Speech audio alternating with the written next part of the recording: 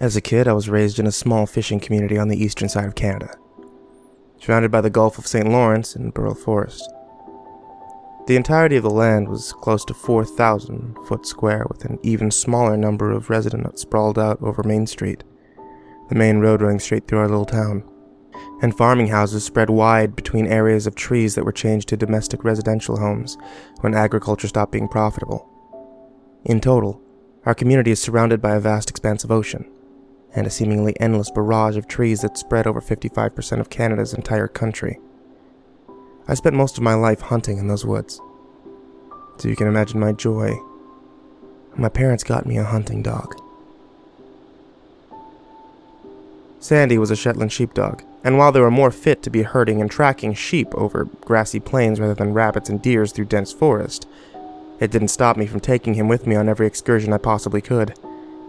Sandy had been by my side for enough hunting trips that he'd grown accustomed to waking up just before breaking daylight, and on a few occasions, helped track down small game like squirrels and rabbits through considerably large areas of forest. Sandy wasn't my property, and wasn't treated like he belonged to me. Sandy was a member of the family, my best companion, and my truest friend. I think back on all the times he'd sit in the front seat of the truck without being told, ready to go for a walk in whatever part of the forest I told him to. I can honestly say there'll never be a dog that will fill the void Sandy left in my life. I find that dog lovers relate to that sentiment more than others. It was October 30th, the first day of deer hunting season. I had been talking with my family about taking Sandy, my hunting gear, and a few essentials to one of the cabins my grandfather owned in his heyday off an unmarked road a few hundred miles into the wilderness for a few days. This was met with a lot of protesting, but nothing could stop me from getting in some time looking for wild game in an area that wasn't already picked clean by illegal hunters earlier in the month. Everything was packed into the old blue Ford, Sandy included, and a few hours of driving later, we were setting up camp in one of my grandfather's secluded old cabins. Here's where things got fucked up. Sandy, I'm so sorry. I had spent most of the time of my life being in the wilderness. There were only a handful of times that things had gotten weird for me, but usually everything could be explained with scientific reason. That's why I brushed off Sandy's weirdness in the first few nights, chalking it up to the nervousness of a dog that's capable of hearing the far-off noises of various coyotes, wolves, bears, and moose. This was untouched territory, of course. There had been plenty of time for wildlife to set up camp here, too. The first night was fairly normal. I had set up Sandy's bed in the corner of the living room next to the TV that looked like it had come from the early 90s. I figured I'd give Sandy the option to have some place to lay down for a while, despite the fact that he slept curled up with me 9 times out of 10. Close to 10 at night, Sandy looked straight at the wooden door and whined. I figured he needed to piss, and opened the door to let him out, not worried about having my best friend stray too far from me. Instead, he just sat inside the door, looking out at the forest edge beyond the path. I too stood and looked for a few minutes before deciding he had just heard an errant creature close to the cabin. The rest of the night was fairly normal, and Sandy slept with me fine. The second night, I chalked the weirdness up to Sandy's stress. Earlier that day, we had been walking a few miles through the woods beyond the house, and I thought I heard the sound of twigs cracking under something heavy. I hoped it wasn't a moose because my shotgun wouldn't have stood a chance, but something changed in Sandy that I didn't pay close attention to at the time.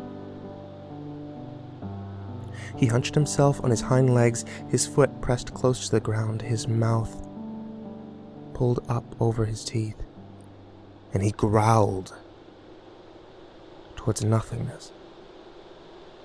I figured we should try hunting later, if whatever it was had left, and should he be feeling up to it. But once we were inside, he didn't want to move. Even when I tried to get him up to go outside to do his business, he sat at the door and cried, wailing at me to let me know he didn't want to go out there. I didn't pressure him. If he pissed on the floor, so be it. Sandy never acted up before. I could excuse an accident or two if he really didn't want to be out there. It must have been a bear, I thought, before locking the door and calling it a night. The third night is where things went to hell, listeners. And I still don't fully understand what happened. Sandy didn't eat all day. I managed to shoot a rabbit in the early morning, and when Sandy decided he didn't want to be outside any longer than he had to, and retired inside for the day, I cooked it up, threw a little gravy on it, and gave it to my dog. I didn't do this all the time, but I figured now was a special occasion. Maybe a treat would put him in a better mood for another walk the next day. Sandy didn't touch it. He didn't so much as sniff it. Instead, he sat at my side on the couch, watching the doorway intently. I tucked him under my arms, and he laid his head on my lap, eyes still locked on the door. Close to 3 hours of watching grainy VHS tapes on an outdated television set, Sandy started crying, hugging himself close to my body. Now, this is where my judgment took me down the wrong path the first time of many. It must sound silly being my dog's protector rather than my dog being mine, but this was my family. I figured if there was something out there that was scaring Sandy so bad, then it was my job to do something about it. I loaded my .410, opened the door, and stood in the doorway and waited. I must have waited at least a half hour staring into nothing. There was barely any sound save for the faint buzz of insects and leaves rustling in the cold autumn wind. Moose aren't elegant creatures, and if it were a moose, I would have heard it coming. Around the 40-minute mark, Sandy took off like a shot into the darkness of the trees beyond the path, barking wildly. I started to get worried. Despite my knowledge that my dog isn't entirely helpless in the wilderness, there was bigger animals that would have liked to take a bite out of him if there wasn't a lot of food for the winter. I heard Sandy's barks fade away into the distance, and then stop altogether. I waited hours, standing in the doorway with my shotgun cocked and ready to put down whatever it was that was waiting in the woods. I waited hours for Sandy to come back to the house. I waited until sun was cracking through the trees, and then I waited until that night, sitting on my porch step, feigning off sleep deprivation to see my dog come back.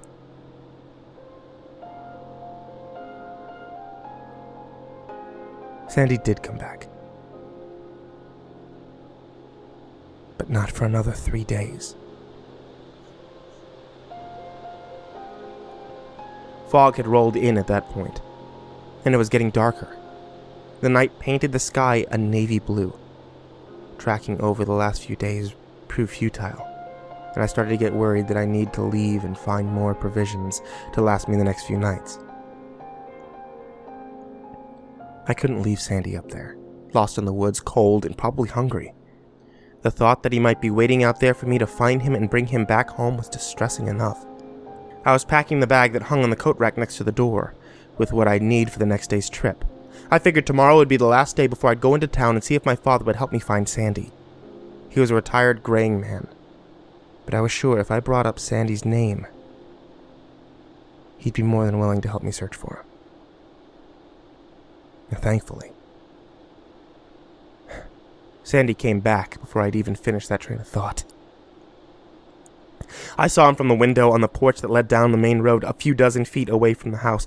Normally I'd hear him scamper up to the doorway and paw at the door a few times, eager to come in, but this was different. I could see the reflection of his eyes as green pearls in the murky fog that had swamped the house. For a moment I thought it might be an animal, but the outline of his body in the wisps of thick, low-lying clouds was unmistakable. Still, despite myself, I hesitated. There was something different about his body language. I stared out the window for a few more moments before reason overcame my gut instinct. Sandy could be hurt, I thought. Or worse. I flung the doorway open, but he didn't come right away. Instead, he stood there, watching me intently, and when he didn't move, I whistled to him. "Here, Sandy." I coaxed him toward the house. "Here, boy." The way he moved was different. It was as though his hips had been dislocated, and the angle of his paws changed direction with every step, as though he'd forgotten how to walk properly. His head was bowed to the ground, but his teeth weren't bared. He didn't seem aggressive. The only way I could describe the way he looked was sheepish. Like he'd just gotten into something he wasn't supposed to, and I yelled at him for it. I thought he might have hurt himself hopping up onto the elevated step if he dislocated his hips, but he did just fine. His back half swung a little, oddly enough, and his paws almost folded underneath himself, but he didn't go sprawling. He sat on the step and didn't take his look off me. It wasn't until I moved from the doorway completely, opened the door wide, and waited for him to walk in that he moved. Straight to his bed. He didn't stop at my hand and sniff at me. He didn't wait for pets or jump up on me like usual. He was straight to his bed, where he sat and watched me for quite some time afterward. I returned to the movie at hand. I called him a few times, but he didn't respond. His ears didn't so much as raise to the sound of my voice, or the pat of my hand on the worn-out couch beside me. I had missed my buddy, but I wasn't about to move him physically toward me. There was something about him that said I shouldn't have let him in. But I chalked it up to silliness, and a few hours later I went to bed. The more I think back on it, I don't recall him blinking once. He sat there like a statue, and when I turned off the light, I could see the reflection of jade green following me as I went into my room and shut the door.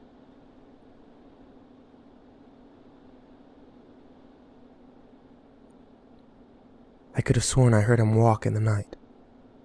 The sound of nails clicking against the wooden floor coming up to the door of my room, but they were slow and deliberate. They weren't like the quickness of Sandy realizing I'd gone to bed and coming to curl up. I heard the noises stop outside of my bedroom, but I didn't hear his whine. I thought nothing of it and fell into a deep sleep.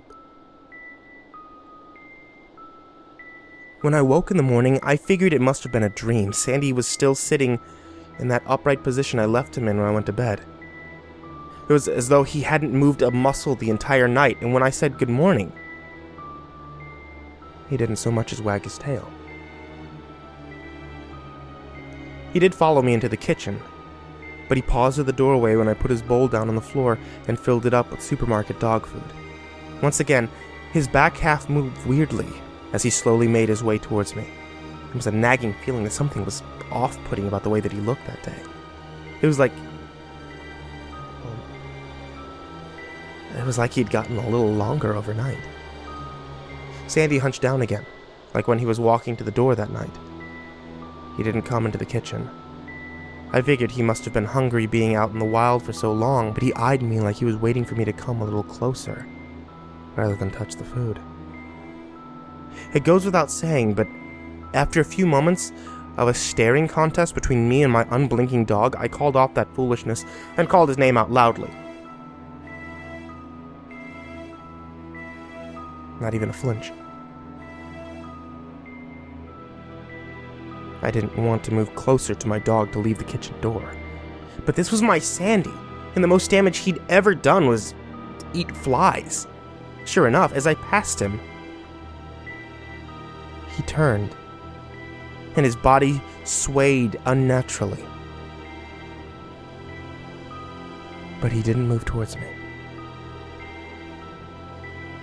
When I left that day, I couldn't find anything. The deer tracks in the mud were made a few days prior and went cold off naturally made trails through the woods.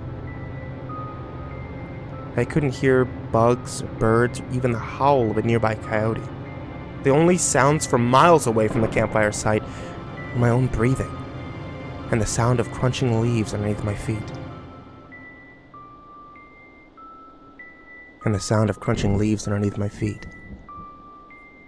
When the sun started to set, I started making my way back. But I should have just packed my shit and left. Just behind a cluster of trees, with the house just visible beyond the rise, I figured I'd found out the reason why the animals had abandoned this place. Generally, when there are mass animal deaths, that usually means that something is wrong in the area of the slaughter, and wildlife are usually smart enough to get the hell out of Dodge. Even cats are bred instinctively not to like drinking from water that is close to where their food is, because if you saw a dead animal near a stream, you'd figure the stream was tainted and find another source of water. Hundreds of squirrels were disemboweled and strewn across the grass in almost perfect circle. Most of them were skinned alive, but when I turned to heave up all the contents of my stomach, there were a few dozen that were inside out. I couldn't help but vomit repeatedly as I tried my best to walk around the circle of tiny organs and mashed up bodies. Not just over the sight, but because the smell was ungodly. I didn't know how long they'd been out there. If I'd stumbled across this sooner, I'd have left with Sandy in tow immediately afterward. Gradually, the bodies stopped and delved off into a random dead squirrel here and there. The biggest thing I managed to find just a few feet off the unholy feeding ground was a deer. It looked as though something had decided to skin it alive from hide to neck and draped some kind of skin over a branch like someone was tanning the hide. I don't know how long it had been there, but it smelled like it had been dead for quite some time, despite the fact that there wasn't a single fucking fly.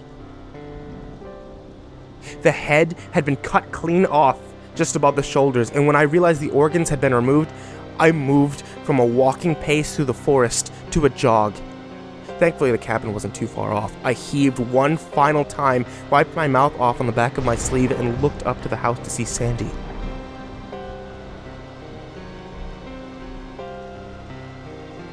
Watching me from the window.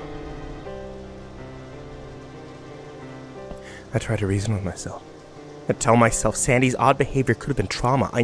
I know it's stupid to think of it now, but at the time, it was the only reasonable explanation that I had to keep myself from going insane.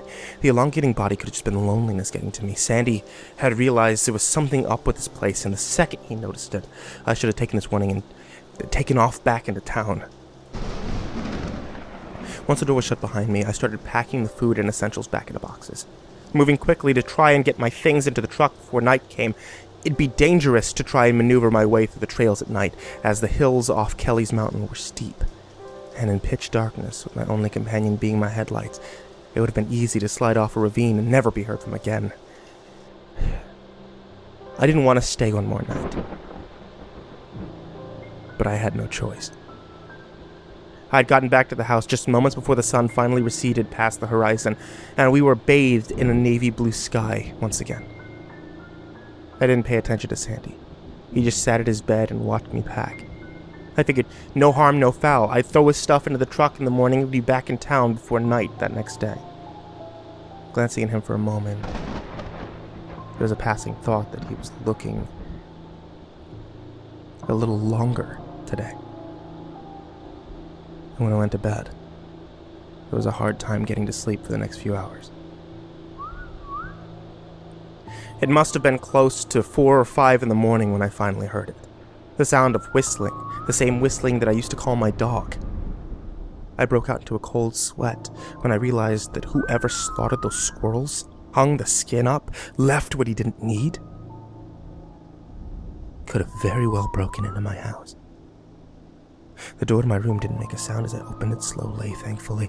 I waited a moment, listened to someone call my dog for a few more seconds before I dared poke my head out from the door frame just to get a good look at whoever it was that could have hurt Sandy. The outside door was open. All I saw was the back half of Sandy, too long and lanky, almost coiled around the back of the door. His front half was outside. Whatever it was that had impersonated my dog, it was whistling slowly, calling for Sandy. When I could have sworn that it had hunched down to the ground again and said,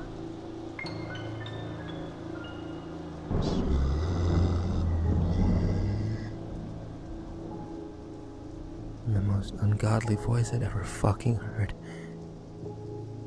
I closed the door just as softly as I opened it.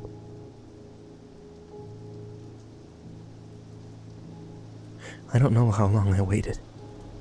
With my back pressed up against the door, I knew I left my gun in the bag on that coat rack. I know I didn't sleep. I waited until I saw the sun break over the horizon. Then I waited some more until it must have been midday. And I finally got the balls to open the door again and make a break for the truck.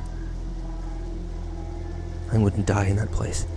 Sandy was gone and the door was open. His food was untouched, but the fridge was open and all the meat was gone.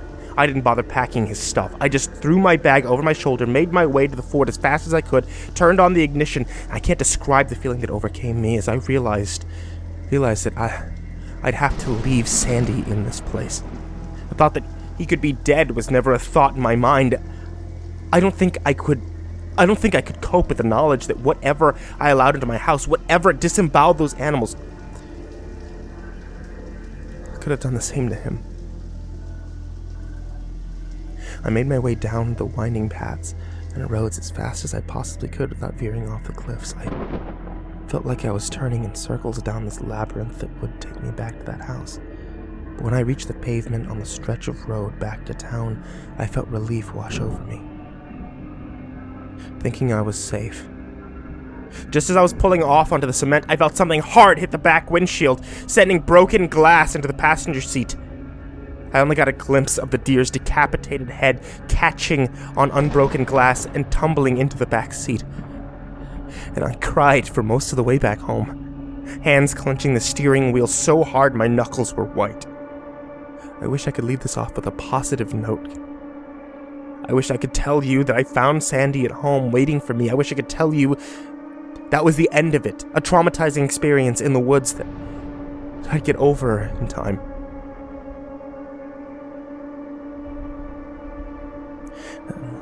Last night I found it hard to sleep. I kept replaying the entirety of my trip to Kelly's Mountain in my head. I figured I wouldn't be sleeping for a while and laid there, listening to the wind through my open window. I could have sworn I heard the whistle I used to call my dog come from the forest edge.